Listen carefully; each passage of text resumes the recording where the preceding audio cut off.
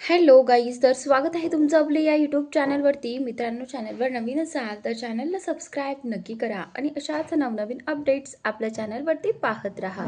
ते लगेच मोबाईल काढून विराजला कॉल करते, पण त्याचा मोबाईल स्विच ऑफ लागत होता. हे पाहून आलियाला आणखीनच विचित्र वाटलं. ती मनात विचार करू लागली की शेवटी विराज कुठे गेला असेल. आधीच पंखुडीमुळे तिचे मॉम डॅड खूप चिंतेत होते. त्यामुळे आलियाला वाटत होतं की अशा वेळी विराजचं इथे असणं खूप गरजेचं आहे, कारण तोच आपल्या मॉम डॅडला सांभाळू शकत होता. काही वेळ शोधल्यानंतर आलिया परत वॉर्डमध्ये आली. तेवढ्यात तुषारही आत आला. तुषारला पाहताच आलियाने सुटकेचा निश्वास टाकत म्हटलं, थँक गॉड भाऊ, तुम्ही आलात. बघा ना, सगळे किती परेशान आहेत. तुषारने तुषारने आत्तापर्यंत स्वतःला बऱ्यापैकी सावरलं होतं. तेवढ्यात आलिया पुन्हा म्हणाली, हा विराज कुठे गेला आहे काही कळतच नाहीये. मी किती वेळापासून कॉल करते, पण फोन स्विच ऑफ येतोय. तुषारला सगळं आधीपासूनच माहिती होतं, कारण हॉस्पिटलमधून निघण्याआधी विराजने त्याला मेसेज करून सांगितलं होतं की तो बाहेर जात आहे आणि तोपर्यंत सगळ्यांना सांभाळायला यावं. त्यामुळे तुषार घाईघाईने हॉस्पिटलमध्ये आला होता. तुषार आलियाला शांत करत म्हणाला, डोंट वरी भाभी, तो लवकरच परत येईल. थोडा परेशान आहे म्हणून बाहेर गेला आहे. त्याचं काम झालं की लगेच परत येईल. आलिया ही काही न बोलता वॉर्डमध्ये निघून गेली. सगळेजण पंखुडीच्या आजूबाजूला बसले होते. झोपेचं इंजेक्शन दिल्यामुळे पंखुडी अजूनही गाढ झोपेत होती. आता सगळे तिच्या शुद्धीवर येण्याची वाट पाहत होते. सुमारे 45 मिनिटांनी विराजने हॉस्पिटलजवळ कार जोरात थांबवली आणि तो घाईघाईने आत आला. तो पुढे जात असतानाच त्याचा मोबाईल वाजला. स्क्रीनवर फ्लॅश होणारा नंबर पाहताच त्याच्या भुवया आठवल्या आणि त्याने लगेच कॉल रिसीव्ह केला. दुसऱ्या बाजूने त्याचा खास माणूस शेरा काहीतरी बोलला. ते ऐकताच विराजच्या हाताची मूठ घट्ट आवळली गेली. त्याच्या चेहऱ्यावर पुन्हा राग स्पष्ट दिसू लागला. दात ओठ खात तो म्हणाला, कॅच हर राईट नाव आणि त्यांना बेसवर घेऊन जा. मग असा टॉर्चर करा की पुढचा जन्म घेण्याआधी 1000 वेळा विचार करतील.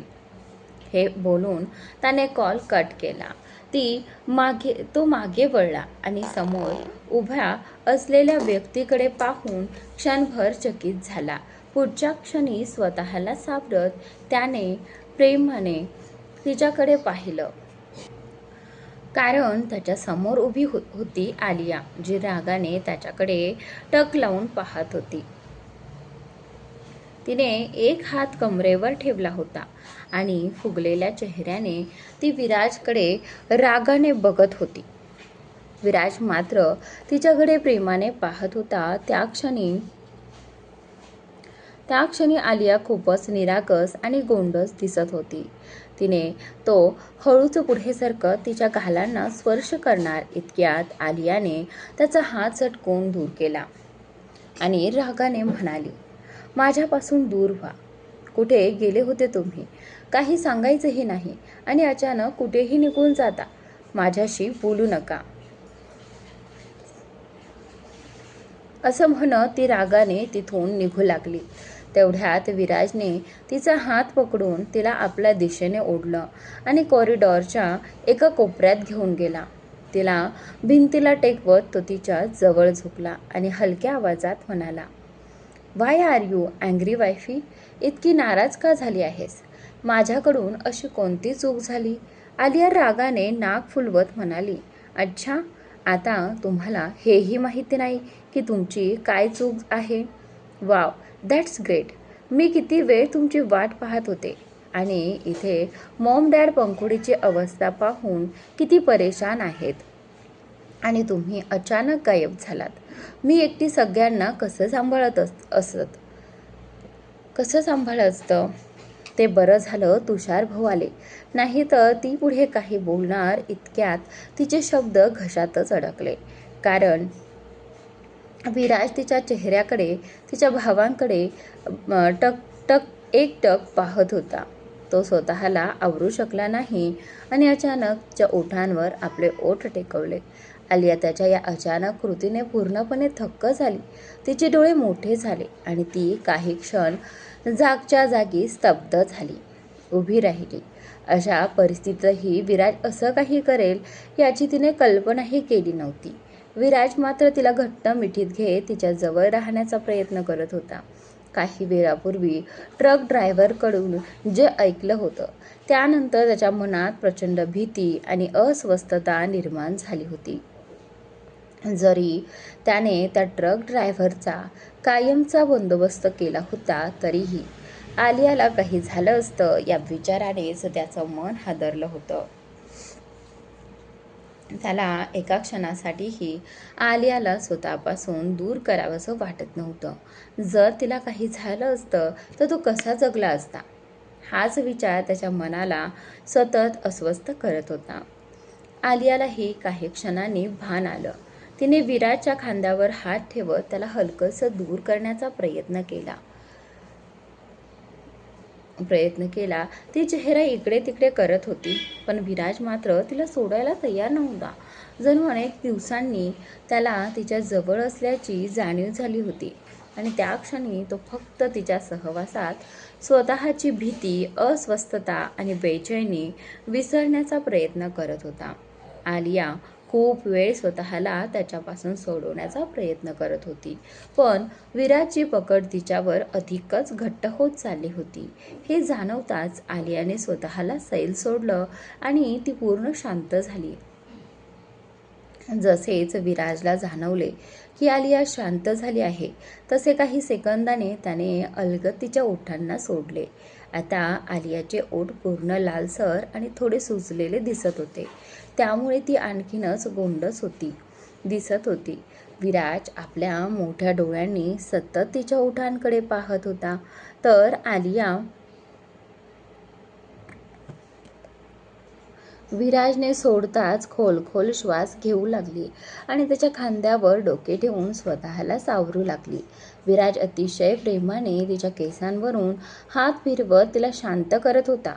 काही क्षणांनी आलिया थोडी सावरली आणि एका झटक्यात विराजला स्वतःपासून दूर करत म्हणाली, "काय बेशरम माणूस आहेस तू." हे बोलून ती पटकन तिथून दूर झाली आणि घाईघाईने वॉर्डकडे धावू लागली, कारण तिला भीती होती की विराजला पुन्हा संधी मिळाली तर तो तिला पुन्हा किस केल्याशिवाय राहणार नाही. कदाचित यावेळी त्याचं प्रेम आणखी वेडं आणि तीव्र असेल आणि सध्या आलियाला तसं काहीच नको होतं. म्हणूनच ती पटकन पंखुडीच्या वॉर्डमध्ये जाऊन बसली. तिकडे आलियाला पळताना पाहून विराज स्वतःचं हसू आवरू शकला नाही. केसांमध्ये हात फिरवत तो हळूच म्हणाला, "ओ वायफी, तुझा हा राग, तुझं हे वेड आणि तुझे हे लाल झालेले ओठ माझा जीवच घेत आहेत." काही वेळापूर्वी फोन झालेल्या संभाषणामुळे जो राग आणि अस्वस्थता त्याच्या मनात होती ती आता पूर्णपणे नाहीशी झाली होती. त्याचं मन हलकं झालं होतं. मग तोही हलकंसं हसत थेट वॉर्डकडे निघाला. तो पंखुडीच्या वॉर्डमध्ये पोहोचला तेव्हा सगळे तिच्या भोवती बसले होते. पंखुडीला आता शुद्ध आली होती आणि ती सगळ्यांकडे टक लावून पाहत होती. डॉक्टरांनी तिला समजावून फक्त एवढंच सांगितलं होतं की हे तुझं कुटुंब आहे आणि हे तुझे आई बाबा आहेत.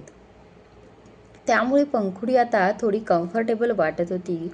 जरी ती अजून पूर्णपणे सहज झाली नव्हती तरी स्वतःला सावरण्याचा प्रयत्न करत होती. तिचं कुटुंबसुद्धा तिला तिची स्मरणशक्ती गेली आहे अशी जाणीव होऊ देत नव्हतं. तिचे आई बाबा तर तिला व्यवस्थित पाहूनच आनंदी झाले होते. विराज तिच्या जवळ गेला. तिच्या कपाळावरून हलकेच हात फिरवत म्हणाला, "कशी आहे माझी बच्ची?" त्यावर पंखुडीने टिमटिमणाऱ्या डोळ्यांनी त्याच्याकडे पाहिलं आणि हलकंसं हसत म्हणाली, "मी ठीक आहे भाऊ." हे ऐकताच विराजच्या ओठांवर समाधानाचं हसू उमटलं. तो हसत म्हणाला, "फक्त तू लवकर बरी हो." माझी पंखुडी हसत खेळत आणि खोड्या काढताना जास्त छान वाटते. हे ऐकून पंखुडी हलकंसं हसली, कारण तिला स्वतःबद्दल काहीच आठवत नव्हतं. ती सध्या खूप शांत स्वभावाची झाली होती. कदाचित तिला सगळं स्वीकारायला अजून वेळ लागणार होता. तेवढ्यात आलियाही तिच्या जवळ येत म्हणाली, हो पंकोडी, तू लवकर बरी हो, कारण तुझी बहिणी तुझ्यासोबत खूप शॉपिंग आणि फिरायला जाणार आहे. हे ऐकून पंकुडी हसली आणि हलकेच मान डोलावली. सगळेजण पंकुडीशी काही ना काही बोलत होते, पण तुषार मात्र एका बाजूला शांत उभा राहून फक्त तिच्याकडेच पाहत होता. ना तो काही बोलत होता, ना तिच्याजवळ जात होता. फक्त दूर उभा राहून तिला एकटक पाहत होता. त्याच्यात आता तिच्याशी बोलायची हिंमत उरली नव्हती. त्याचं मन आतून तुटत होतं. तो स्वतःलाच दोष देत होता की त्याने पंकुडीच्या प्रेमाचा स्वीकार का केला नाही. जर त्याने तिचं प्रेम स्वीकारलं असतं तर आज तो सगळ्यांसमोर निर्धास्तपणे तिच्या जवळ जाऊन तिच्यावरचं प्रेम व्यक्त करू शकला असता. पण आता खूप उशीर झाला आहे, हेच विचार त्याच्या मनात सुरू होते. आणि तरीही तो स्वतःला सावरत उभा होता. तेवढ्यात त्याला खांद्यावर कोणाचा तरी हात जाणवला. त्याने वर पाहिलं तर विराज त्याच्या समोर उभा होता. विराज त्याच्याकडे पाहत भुवया उंचावत म्हणाला, कुठे हरवलास तू? तुला असं शांत राहणं अजिबात सूट होत नाही. काय झालंय? त्यावर तुषार स्वतःला सावरत पटकन म्हणाला, नाही रे, काही नाही.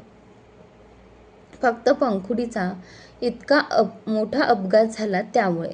विराज खांदे उडवत म्हणाला, सो व्हॉट? ती माझी बहीण आहे, त्यामुळे माझं कुटुंब काळजी करतंय हे समजतं, पण तू इतका का अस्वस्थ आहेस? त्यावर तुषार पटकन म्हणाला, ती तुझी बहीण आहे, पण मी सुद्धा तिला माझी, तो एवढंच बोलला होता. तेवढ्यात विराज मध्येच म्हणाला, ओ, म्हणजे तूही तिला तुझी बहीण मानतोयस, राईट? हे ऐकताच तुषार घाबरत म्हणाला, नाही नाही, तसं नाही, ती ती माझी. तो पुढे काही बोलणार इतक्यात मागून कवीचा आवाज आला, ती त्याची मोहब्बत आहे. विराजने कॉल कट केला आणि मोबाईल पॅन्टच्या खिशात ठेवून तो वॉर्डच्या आत गेला, कारण त्याला तिथून जायचं नव्हतं. त्याला एकदा आपल्या बहिणीकडे पाहायचं होतं आणि तो आलियालाही रागवू द्यायचा नव्हता. म्हणून एक खोल श्वास घेत त्याने स्वतःचा राग आवरला आणि शांतपणे वॉर्डमध्ये प्रवेश केला.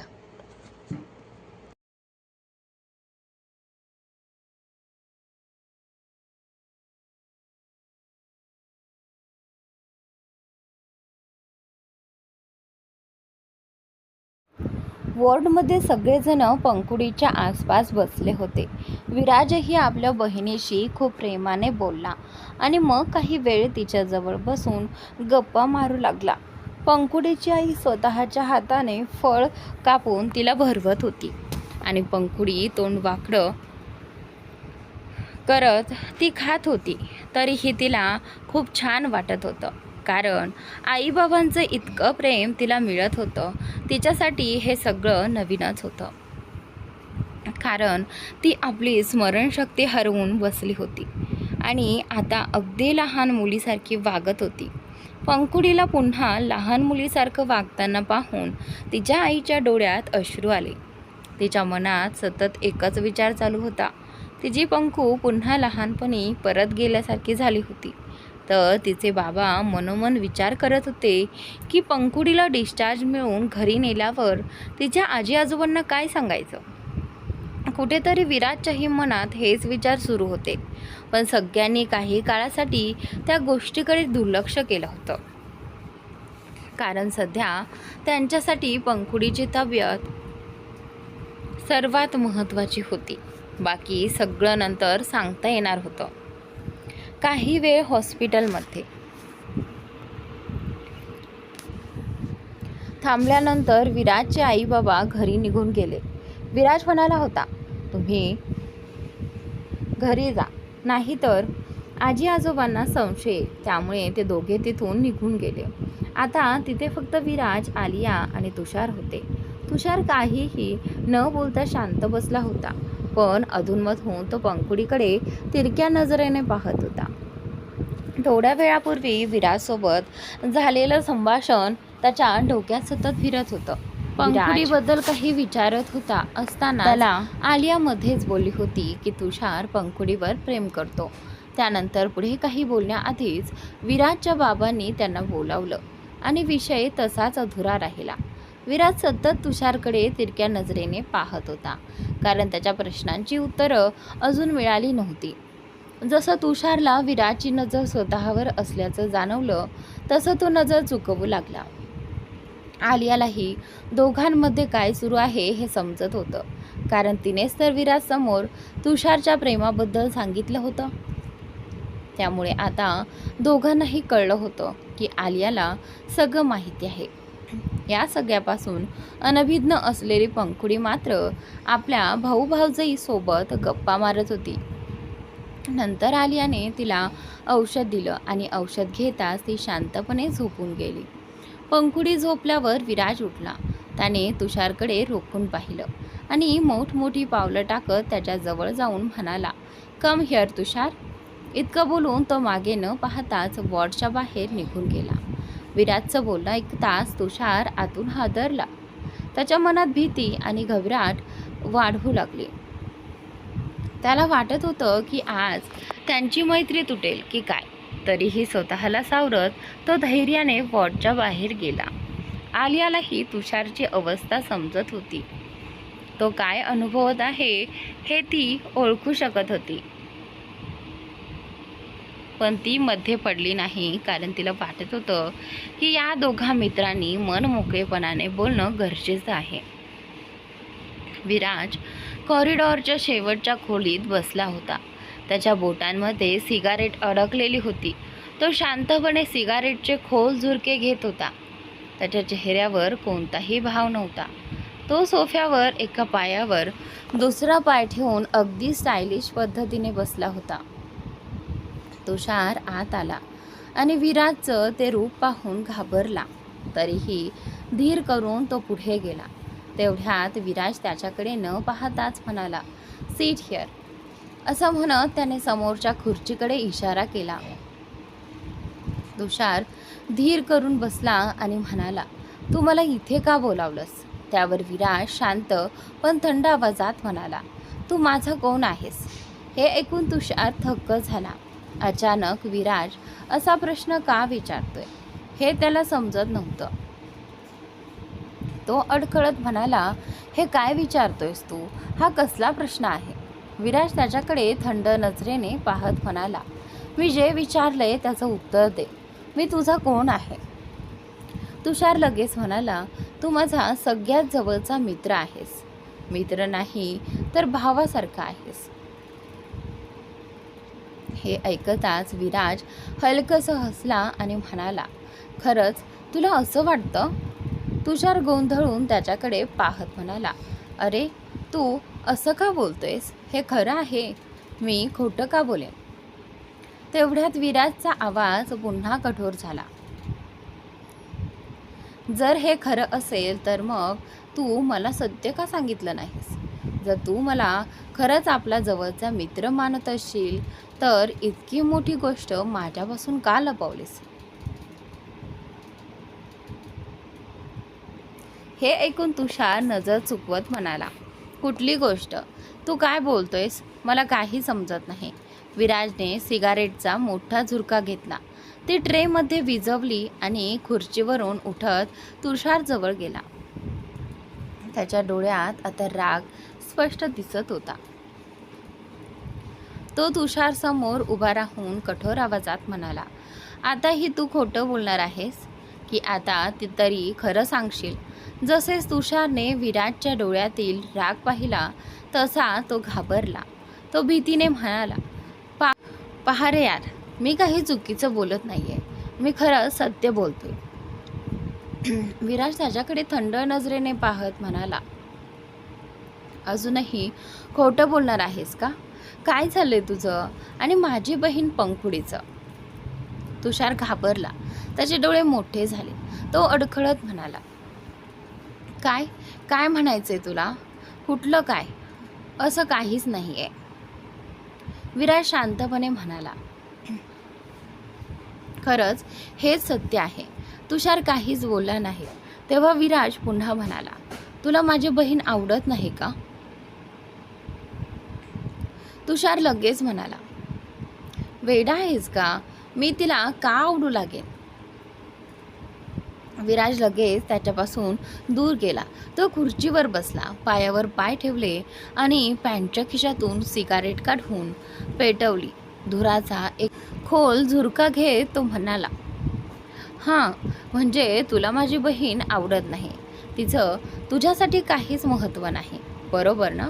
तुषार हळू आवाजात म्हणाला, तसं नाहीये. ती तुझी बहीण आहे. मी हेही म्हणू शकत नाही की मला ती आवडते आणि हेही नाही म्हणू शकत की ती माझ्यासाठी महत्त्वाची नाही. तुषारची अवस्था पाहून विराजला हसू येत होतं. तो कसंबसा हसू आवरत म्हणाला, ठीक आहे, चांगली गोष्ट आहे की तुला माझी बहीण आवडत नाही. मग ते माझ्यासाठी अजून चांगलं आहे. हे ऐकताच तुषार म्हणाला, म्हणजे नेमकं काय म्हणायचंय तुला? विराज त्याच्याकडे पाहत म्हणाला, मी माझ्या बहिणीसाठी. तो इतकंच बोलला होता, पण ते ऐकून तुषार पूर्ण हादरला. विराज त्याच्याकडे एकटक पाहत होता आणि प्रत्येक सेकंदाला बदलणारे त्याचे भाव नीट निरीक्षण करत होता. तुषार इतका घाबरला होता की त्याच्या तोंडातून शब्दही फुटत नव्हते. विराज त्याच्या जवळ येत म्हणाला, जर तुला माझी बहीण आवडत नसेल तर मीही एक निर्णय घेतलाय. हे ऐकताच तुषारचे डोळे आश्चर्याने मोठे झाले. तो घाईघाईने म्हणाला, काय निर्णय?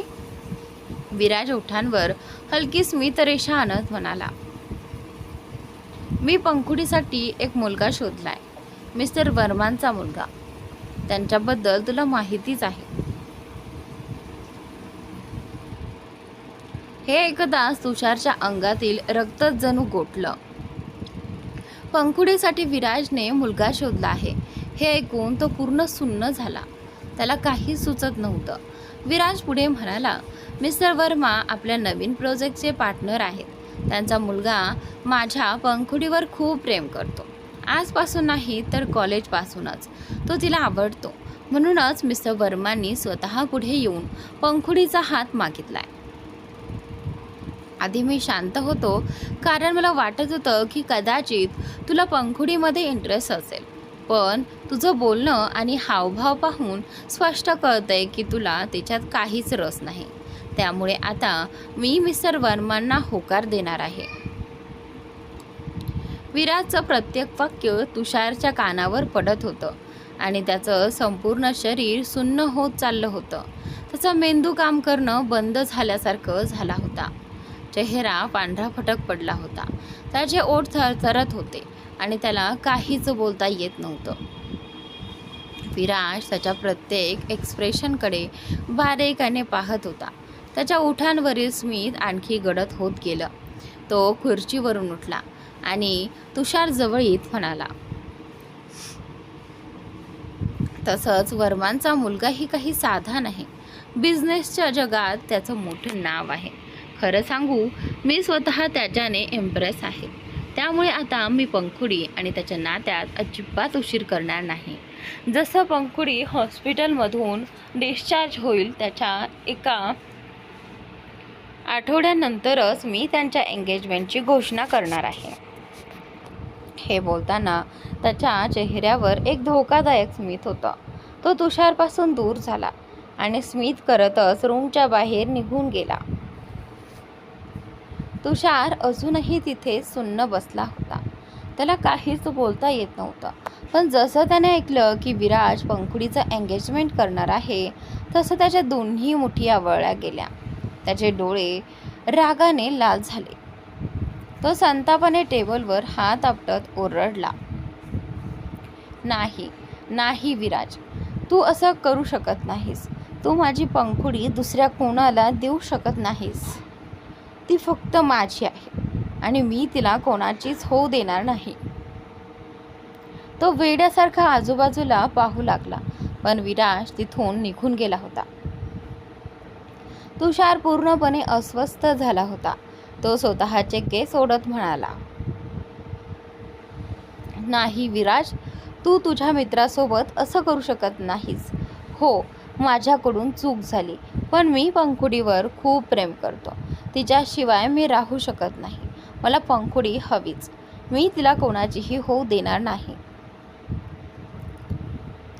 तो वारंवार तेच बोलत होता. दुसरीकडे विराज रूमच्या बाहेर उभा राहून तुषारचा प्रत्येक शब्द काळजीपूर्वक ऐकत होता. त्याच्या ओठांवरील डेव्हिल स्माईल आणखीन गडद होत गेली. त्याने सिगारेटचा शेवटचा झुरका घेतला. ती बुटाखाली चिरडली आणि कॉरिडॉरमधून बाहेर चालू लागला.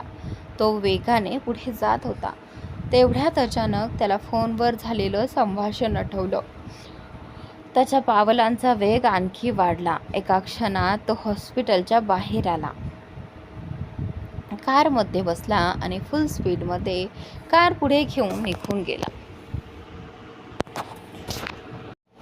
विराज अजूनही कार भरधाव वेगाने चालवत होता आणि शेराने सांगितलेल्या गोष्टी त्याच्या कानात घुमत होत्या. ते सगळं आठवताच त्याच्या चेहऱ्यावरील भाव पूर्णपणे बदलले. काही क्षणांपूर्वी तुषारला चिडवणारे भाव आता नाहीसे झाले होते आणि त्यांच्या जागी प्रचंड राग व संताप दिसत होता. त्याच्या डोळ्यात संतापाची लाल झाक उतरली होती आणि स्टेअरिंगवरची त्याची पकड अधिक घट्ट झाली होती. तो वेगाने कार चालवत होता, पण त्याच्या मनात अनेक विचारांचा गोंधळ सुरू होता. त्याच्या चेहऱ्याकडे पाहूनच स्पष्ट जाणवत होतं की तो सध्या प्रचंड रागात आहे. त्या क्षणी जर त्याचा एखादा शत्रू त्याच्या समोर आला असता तर तो फक्त नजरेनेच त्याला भस्म करून टाकला असतं. त्याचे डोळे अक्षरशः ज्वाला उकत होते. साधारण अर्ध्या तासानंतर विराजची कार पुन्हा त्या जागेवर पोहोचली जिथून तो सकाळी निघाला होता. तो एका सुनसान भागातून जंगलाच्या दिशेने गेला आणि तिथे असलेल्या एका बंगल्याजवळ थांबला. त्याने दरवाजाजवळ जाऊन बोटाने बटन दाबलं. क्षणार्धात दरवाजा उघडला गेला आणि तो मोठ्या पावलांनी आत गेला. अंडरग्राऊंड भागात पोहोचताच त्याच्या कानात किंचाळण्याचे आणि ओरडण्याचे आवाज घुमू लागले. ते आवाज ऐकताच त्याच्या डोळ्यातली थंडी आणखी वाढली आणि त्याच्या हातांच्या मुठी घट्ट आवळल्या गेल्या. तो सरळ त्या खोलीकडे गेला जिथे लोकांना टॉर्चर केलं जात होतं. मोठमोठी पावलं टाकत तो त्या खोलीकडे पोहोचला. विराज खोलीत शिरताच तिथे किंचाळणारी व्यक्ती त्याला पाहून घाबरली. तिथे एक स्त्री होती जी सतत ओरडत होती, तुम्हाला माहिती नाही मी कोण आहे? माझ्या नवऱ्याला हे समजलं तर तो तुम्हा सगळ्यांना संपवून टाकेल. इतक्यात तिची नजर विराजवर पडली आणि ती भीतीने थरथर कापू लागली. तिची अवस्था पाहून स्पष्ट जाणवत होतं की तिच्यावर अनेकदा अमानुष अत्याचार झाले होते. विराज त्या खोलीतील सोफ्यावर अत्यंत रुबाबात जाऊन बसला. पायावर पाय चढवत तो त्या स्त्रीकडे पाहत थंड आवाजात म्हणाला, तू तुझ्या नवऱ्याची धमकी देते आहेस? Do you know who I am? I am Viraj Khanna, जगातील टॉप बिझनेसमन आणि अंडरवर्ल्डचा किंग. मी फक्त एका इशाऱ्यावर तुझ्या नवऱ्यालाच नाही तर तुमच्या पूर्ण खानदानालाही संपवू शकतो. विराजचं बोलणं ऐकताच ती स्त्री पूर्णपणे हादरली. तिचा चेहरा पांढराफटक पडला होता. काही क्षण ती काहीच बोलू शकली नाही, पण नंतर कसंबसं धैर्य एकवटत ती म्हणाली, पण जर तू माझं संपूर्ण खानदान संपवलंस तर त्यात तुझे स्वतःचे लोकही संपतील, कारण त्या खानदानाशी जोडलेले काही लोक तुझेही आहेत. हे बोलून ती विराजकडे पाहू लागली. ते ऐकताच विराजच्या हातांच्या मुठी घट्ट झाल्या. तो रागाने पुढे गेला. जवळ ठेवलेल्या एका बाउलमधून त्याने मिरची पावडर उचलली आणि पुढच्या क्षणी त्या स्त्रीची भीषण किंकाळी संपूर्ण खोलीत घुमली. ही स्त्री कोण आहे आणि विराज तिला इतक्या क्रूरपणे का छळत आहे? तिच्या बोलण्याचा नेमका अर्थ काय होता? जर संपूर्ण खानदान संपवलं तर विराजच्या जवळच्या लोकांनाही धोका का निर्माण होणार होता? आणि आता विराज त्या स्त्रीसोबत पुढे काय करणार होता? त्या स्त्रीचं बोलणं ऐकून विराजचा संताप आणखी भडकला होता. दात घट्ट चावत तो संतापाने म्हणाला, ती तुमच्या फॅमिलीचा भाग नाही, कारण ती फक्त माझ्या फॅमिलीची आहे आणि कायम माझीच राहील. ती जन्मल्यापासून आजपर्यंत फक्त माझी होती. हे ऐकताच ती श्री क्षणभर थबकली. तिचे डोळे आश्चर्याने मोठे झाले आणि ती विराजकडे पाहू लागली. विराज अजूनही तिला संतापाने रोखून पाहत होता. ती श्री थरथरत विचारू लागली, तू नेमकं काय म्हणायचं आहे तुला? विराज तिच्यापासून थोडा दूर झाला. त्याने पुन्हा टेबलावर ठेवलेल्या बाउलमधून मिरची पावडर घेतली आणि सरळ तिच्या चेहऱ्यावर फेकली. पुढच्या क्षणी तिच्या वेदनादायक किंकाळ्या संपूर्ण खोलीत घुमू लागल्या. ती वेदनेने तडफडत होती. वारंवार हाताने चेहऱ्यावरची मिरची पुसण्याचा प्रयत्न करत होती, पण जितकी ती पुसत होती तितकीच ती अधिक पसरत होती. तिच्या शरीरावर आधीच जखमा आणि कापल्याचे व्रण होते. त्यावर मिरची लागल्यामुळे तिची अवस्था आणखीन भीषण झाली होती. ती श्री वेदनेने किंचाळत ओरडू लागली, सोड मला, कृपा करून साफ करा हे. मी मरून जाईन, वाचवा मला. तिच्या त्या किंकाळ्या ऐकूनही विराजच्या चेहऱ्यावर कोणताही भाव नव्हता. उलट तिच्या वेदना पाहून त्याला एक विचित्र समाधान मिळत असल्याचं वाटत होतं. त्याने शांतपणे हात झटकले आणि पुढे केले. बाजूला उभ्या असलेल्या शेराने लगेच त्याच्या हातात टिश्यू पेपर दिला. विराजने निवांतपणे हाताच्या प्रत्येक बोटावरील मिरची साफ केली. त्यानंतर तो पुन्हा सोफ्यावर जाऊन बसला. पायावर पाय चढवत तो त्या स्त्रीकडे पाहू लागला, जी अजूनही वेदनेने तडफडत होती आणि चेहऱ्यावरची मिरची पुसण्याचा निष्फळ प्रयत्न करत लोकांना मदतीसाठी ओरडत होती. सुमारे 20-25 मिनिटे ती त्याच अवस्थेत ओरडत राहिली. हळूहळू तिला थोडासा आराम मिळाला, पण तिच्या डोळ्यातून अजूनही अश्रू वाहत होते. तिने कष्टाने डोळे उघडत रागाने म्हटलं, खूप पश्चाताप होईल तुम्हाला विराज खन्ना. तुम्हाला कल्पना नाही की तुम्ही कोणाशी पंगा घेत आहात. माझ्या नवऱ्याला जेव्हा हे सगळं कळेल ना, तेव्हा तो तुम्हाला सोडणार नाही. विराज तिच्याकडे रोखून पाहत थंड आवाजात म्हणाला, खरंच मिसेस अंजली शर्मा, मलाही पाहायचं आहे की तुमचे नवरे काय करू शकतात. त्यांच्यासारख्यांना मी माझ्या बुटाच्या टोकावर ठेवतो. त्यांची एवढी अवकात नाही की ते विराज खन्नाला स्पर्शही करू शकतील. माझं वाईट करणं तर दूरच, ते माझी सावलीसुद्धा गाठू शकत नाहीत.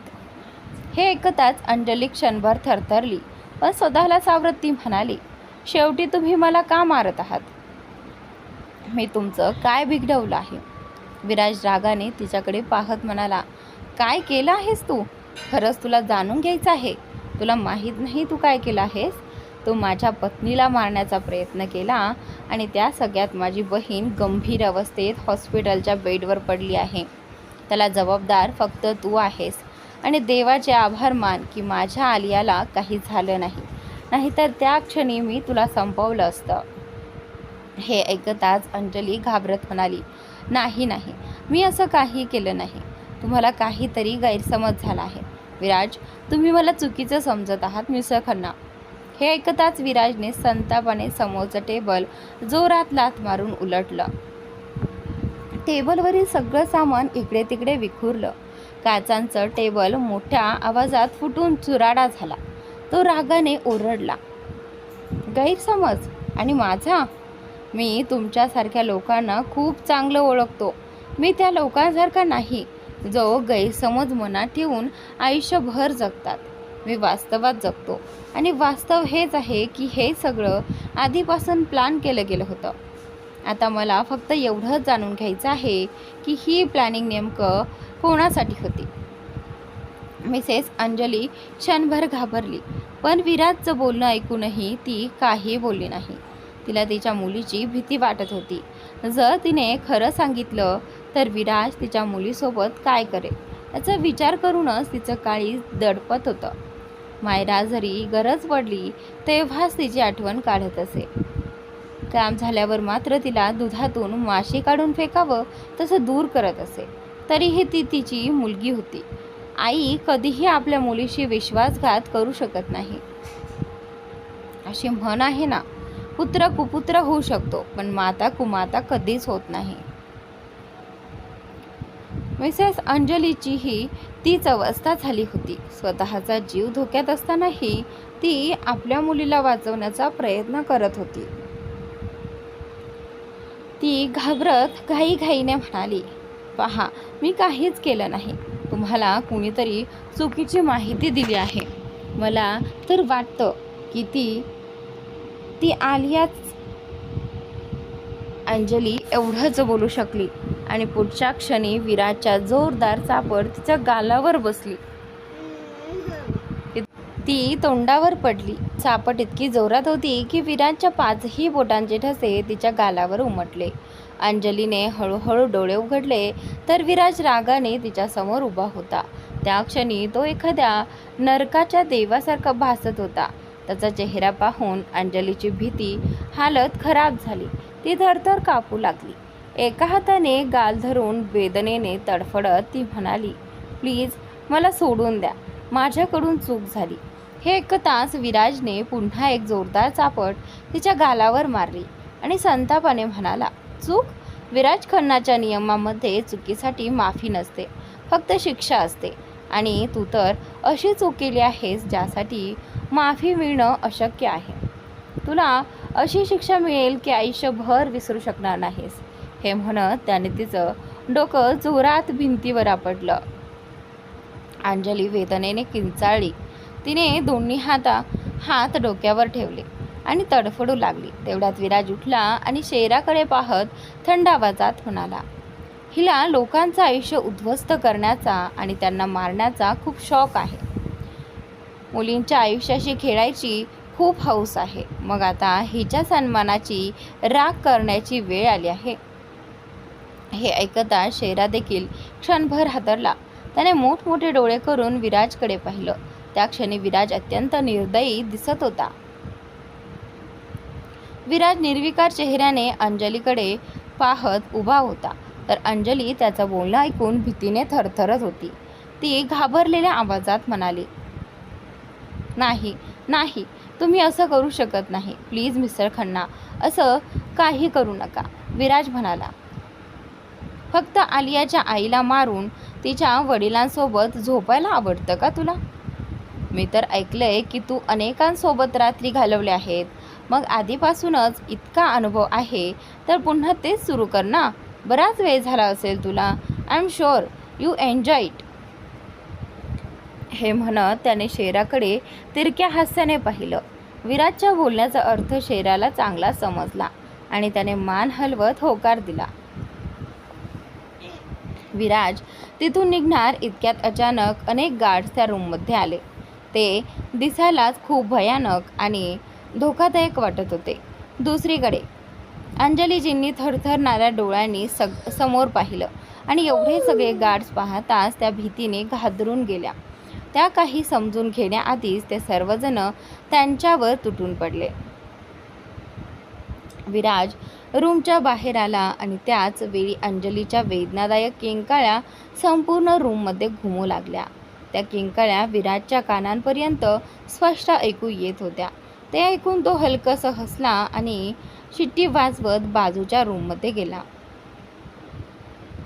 तो शॉवर खाली उभा राहिला होता आणि त्याच्या डोळ्यात एक वेगळी चमक, वेडसरपणा आणि ध्यास दिसत होता. हॉस्पिटलमध्ये त्यावेळी विराजच्या कुटुंबातील कोणीही पंखुडीजवळ नव्हतं. फक्त आलिया तिच्या जवळ बसली होती. हॉस्पिटलकडून सांगितलेलं हलकं डिनर तिने पंखुडीला खाऊ घातलं आणि औषध दिलं. काही वेळातच पंखुडी गाढ झोपेत गेली. आलिया त्याच वॉर्डमध्ये ठेवलेल्या सोफ्यावर बसून विराजची वाट पाहत होती.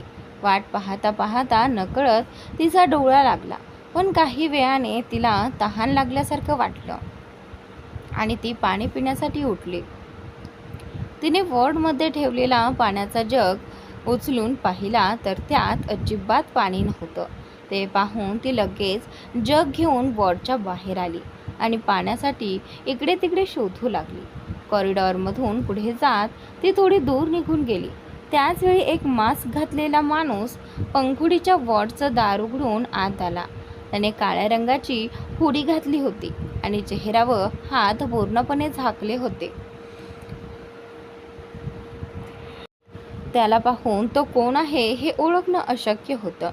तो सावकाश पुढे सरकत पंखुडीच्या बेडकडे गेला. पंखुडी शांतपणे झोपली होती, पण तिला पाहताच त्या माणसाच्या डोळ्यात प्रचंड राग उतरला. लाल बुंद डोळ्यांनी तो तिच्याकडे रोखून पाहू लागला. याची कल्पना ना पंखुडीला होती ना आलियाला. आलिया अजूनही पापण्यासाठी बाहेर गेली होती आणि पंखुडीच्या वॉर्डपासून दूर होती. हाच फायदा घेत त्या मास्कमॅनने पंखुडीच्या हाताला लावलेल्या ड्रिपच्या बाटलीत एक इंजेक्शन टोचलं.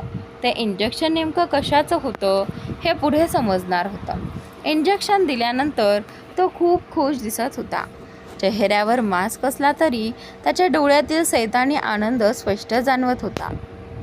तेवढ्यात त्याला जाणवलं की आलिया परत वॉर्डमध्ये येत आहे. त्यामुळे तो पटकन मागच्या रस्त्याने तिथून पळून गेला. दुसरीकडे आलिया पुन्हा वॉर्डमध्ये आली. तिने पाण्याचा जग टेबलावर ठेवला आणि एक ग्लास पाणी पिऊन सुटकेचा निश्वास सोडत म्हणाली, "ओ थँक गॉड, आता जरा तहान भागली." हे बोलून ती पुन्हा सोफ्यावर बसली.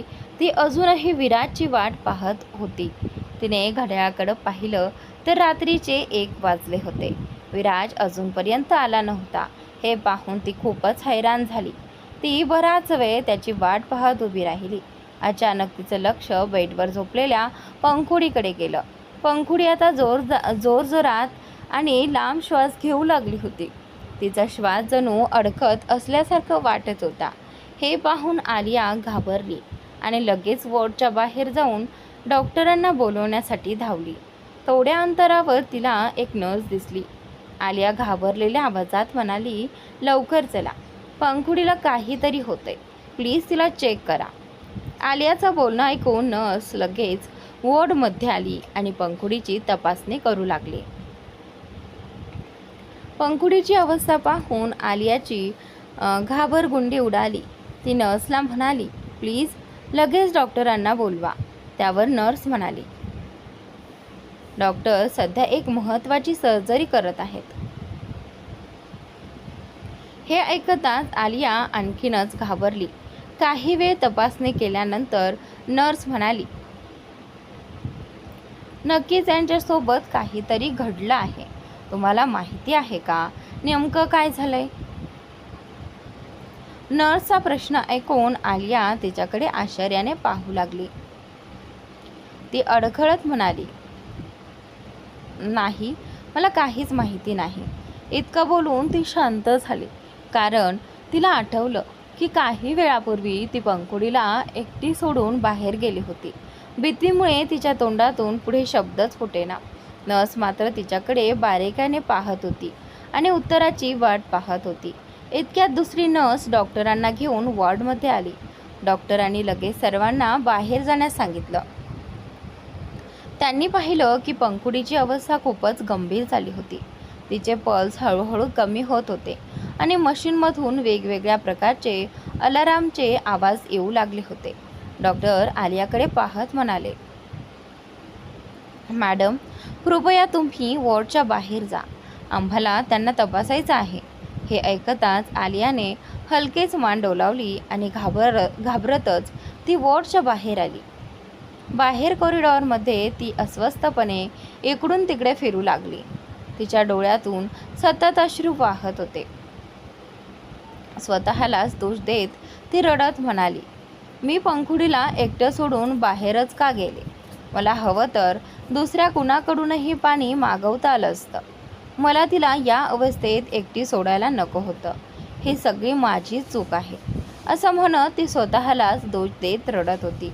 दरम्यान आत डॉक्टर पंखुडीची अवस्था पाहून चिंतेत पडले होते. अचानक तिची तब्येत अशी कशी बिघडली हे त्यांनाही समजत नव्हतं. तेवढ्यात त्यांनी सलाईनची बाटली तपासली आणि त्यांच्या डोळ्यात आश्चर्य दाटलं. दिसणारी लक्षणं पाहून ते पूर्णपणे घाबरले आणि लगेच पंखुडीवर उपचार सुरू केले. बाहेर आलिया कॉरिडॉरमध्ये बसून सतत रडत होती. अचानक तिला तिच्या खांद्यावर कुणाचा तरी हात जाणवला. तिने मागे वळून पाहिलं तर समोर विराज उभा होता. विराजला पाहताच आलिया पटकन त्याच्या मिठीत शिरली आणि हमसून रडू लागली. विराज तिच्या केसांवरून हात फिरवत शांतपणे म्हणाला, "व्हाय आर यू क्राईंग?" आलिया रडत रडत त्याला सगळी गोष्ट सांगू लागली. हे ऐकताच विराजच्या चेहऱ्यावर क्षणभर राग उमटला. अचानक पंखुडीला असं काय झालं हे त्यालाही समजत नव्हतं. मात्र आलिया हे सांगायचं विसरली की ती काही वेळासाठी बाहेर गेली होती. विराज स्वतःला शांत करत तिला समजावत म्हणाला, डोंट वरी वायफी, तिला काही होणार नाही. माय सिस्टर इज सो स्ट्रॉंग असं म्हणत तो तिला धीर देत होता. पण मनातून तो स्वतःही खूप घाबरलेला होता. त्याचवेळी त्याच्या मनात अंजलीबद्दल प्रचंड राग उसळत होता. त्याला वाटत होतं की आताच जाऊन तिला अशी शिक्षा द्यावी की तिच्या 7 पिढ्या थरथर कापतील. त्याच्या डोळ्यात संताप स्पष्ट दिसत होता. पण तरीही तो स्वतःचा राग आवरायचा प्रयत्न करत होता. आलिया मात्र सतत रडत वॉर्डकडे पाहत होती. जवळपास 4 तासानंतर डॉक्टर बाहेर आले. पहाटेचे 5 वाजले होते. डॉक्टरांचा गंभीर चेहरा पाहून विराज आणि आलिया दोघंही घाबरले. ते लगेच त्यांच्या जवळ गेले. डॉक्टर गंभीर आवाजात म्हणाले, आम्ही खूप प्रयत्न केले पण इतकं बोलून ते थांबले. डॉक्टरांचं बोलणं ऐकताच विराज आणि आलियाच्या चेहऱ्यावरील रंग उडाला. तेवढ्यात डॉक्टर पुढे म्हणाले, आम्ही त्यांना वाचवण्याचा खूप प्रयत्न केला पण आम्ही त्यांना पूर्णपणे ठीक करू शकलो नाही. त्या कोमामध्ये गेल्या आहेत. हे ऐकताच दोघांनाही जबरदस्त धक्का बसला. त्यांना काहीच समजत नव्हतं. अचानक असं काय झालं की पंखुडी कोमामध्ये गेली. ती तर पूर्णपणे ठीक झाली होती. ती खात पित होती, सगळ्यांशी बोलतही होती. हे विचार करताच विराजचा संताप अनावत झाला. त्याने डॉक्टरांच्या कॉलरला पकडलं आणि त्यांना हलवत रागाने ओरडला, how can you do you this? तुम्ही असं कसं करू शकता? माझी बहीण तर पूर्णपणे ठीक झाली होती, मग ती कोमामध्ये कशी गेली? डॉक्टरांनी स्वतःला सोडवण्याचा प्रयत्न करत शांतपणे म्हटलं, please control yourself mister Khanna. स्वतःला सावरा. मला माहिती आहे तुम्ही खूप रागात आहात, पण तुमच्या बहिणीची जी अवस्था होती त्यात त्या वाचल्या हेच खूप मोठं आहे. खरं सांगायचं तर आम्हाला असं वाटत होतं की कदाचित आम्ही त्यांना वाचवूही शकणार नाही. हे ऐकताच विराजने हळूहळू डॉक्टरांची कॉलर सोडली आणि गंभीर आवाजात विचारलं, तुम्हाला नक्की काय म्हणायचं आहे? Please explain. डॉक्टर लगेच म्हणाले, काही वेळापूर्वी तुमच्या बहिणीला कुणीतरी इंजेक्शन दिलं आहे. त्या इंजेक्शनमुळे विष त्यांच्या शरीरात पसरलं आणि त्यांचं शरीर पूर्णपणे पॅरालाइज झालं. त्यामुळे त्या कोमामध्ये गेल्या आहेत. सुदैवाने नर्सने आम्हाला वेळेत बोलावलं आणि मी दुसरी सर्जरी अर्धवट सोडून इथे आलो, नाहीतर कदाचित आम्ही त्यांना वाचवूही शकलो नसतो. हे ऐकताच विराज आणि आलिया दोघेही स्तब्ध झाले. विराजची नजर हळूहळू आलियावर गेली, कारण त्याच्या माहितीनुसार ती संपूर्ण वेळ वॉर्डमध्येच होती. विराज स्वतःकडे अशा नजरेने पाहत असल्याचं लक्षात येताच आलियाच्या मनात भीती निर्माण झाली. अचानक विराजची असे का बघत आहेत? ते माझ्यावर संशय तर घेत नाहीत ना? ती मनात विचार करू लागली. डॉक्टर आपलं बोलणं संपवून तिथून निघून गेले. क्षणात विराजने आलियाच्या खांद्यांना धरून तिला हलवत रागाने विचारलं, how can you do this wifey? हे ऐकताच आलियाच्या डोळ्यात धक्का आणि वेदना दाटल्या.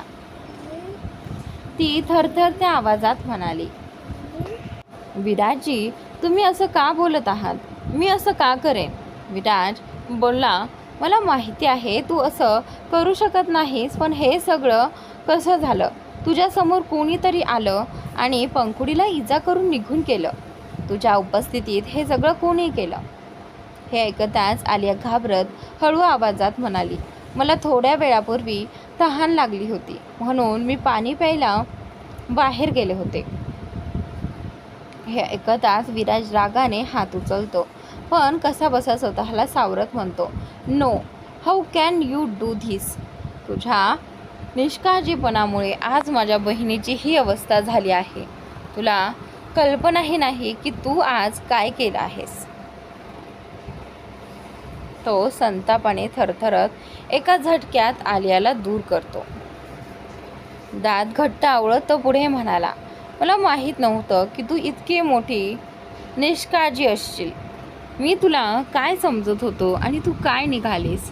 मी तुला खूप जबाबदार आणि हुशार मुलगी समजत होतो, पण तू तर एक नंबरची मूर्ख निघालीस. मी कधीच विचार केला नव्हता की तुझ्याशी नातं जोडल्यावर माझ्या कुटुंबाला हे सगळं सहन करावं लागेल. विराज रागाच्या भरात सतत बोलत होता, तर दुसरीकडे आलियाच्या मनाला त्याचा प्रत्येक शब्द आतून जखम करत होता. तिच्या डोळ्यात अश्रू सतत वाहत होते. विराजचं प्रत्येक वाक्य तिच्या हृदयात बाणासारखं टोचत होतं. पण विराज इतका रागत होता की तो काय बोलतोय याचंही त्याला भान नव्हतं. आलियाला जेव्हा हे सगळं सहन होईना तेव्हा ती हळूहळू विराजपासून दूर जाऊ लागली. पण ती काही बोलण्याआधीच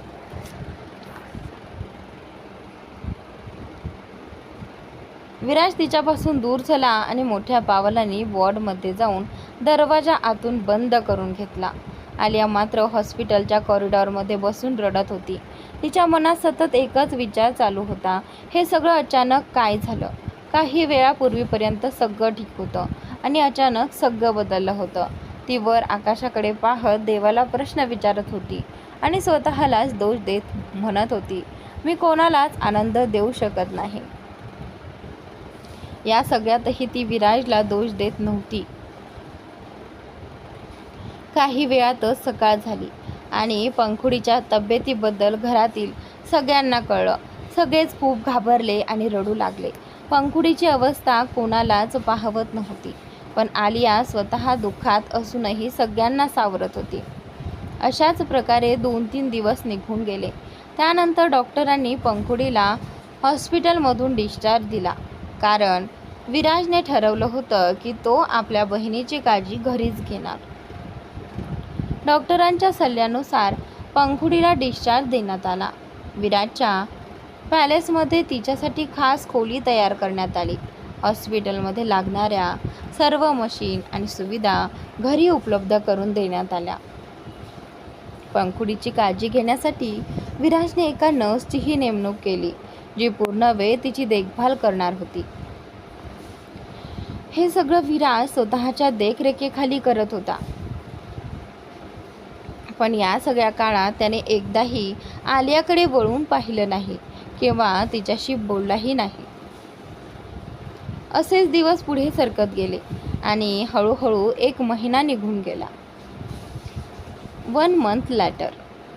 पूर्ण महिनाभर विराज आणि आलियामध्ये कोणताच संवाद झाला नाही. आलियाने खूप प्रयत्न केले, पण विराज सतत तिच्यापासून दूर जात होता.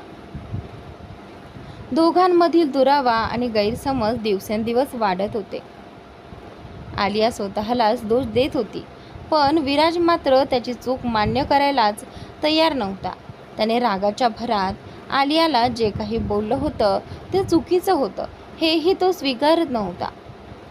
हळूहळू विराजच्या मनातलं आलियासाठीचं प्रेम कमी होत चाललं होतं.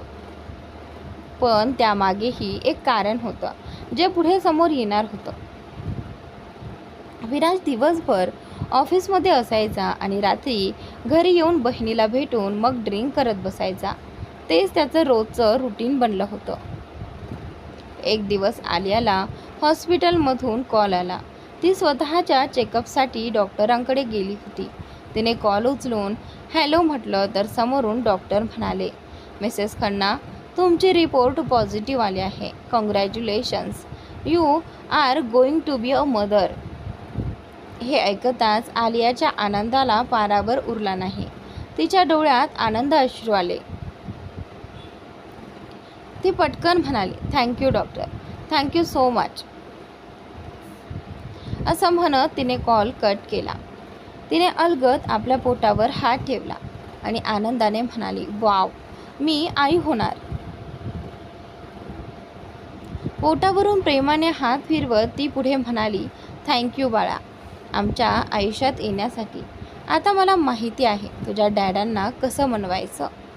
हे म्हणत ती पटकन तयार झाली आणि विराजच्या आई वडिलांकडे सांगून त्याच्या ऑफिसकडे निघाली. गाडीत बसून ती आनंदाने गाणं गुणगुणत होती. मनातच ती म्हणाली, आता मीही बघते तुम्ही माझ्यावर किती दिवस रागावून राहता हे मला माहिती आहे. ही आनंदाची बातमी ऐकताच तुम्ही मला मिठीत घ्याल, असं म्हणत ती संपूर्ण रस्ता पार करत होती. संध्याकाळचे 7 वाजले होते आणि तिला खात्री होती की विराज अजून ऑफिसमध्येच असेल, कारण तिने आधी त्याच्या असिस्टंटला कॉल करून सगळी माहिती घेतली होती. मित्रांनो, आजचा भाग इथे संपतोय. पुढील भाग नक्की पहा आणि चॅनलला सबस्क्राईब नक्की करा.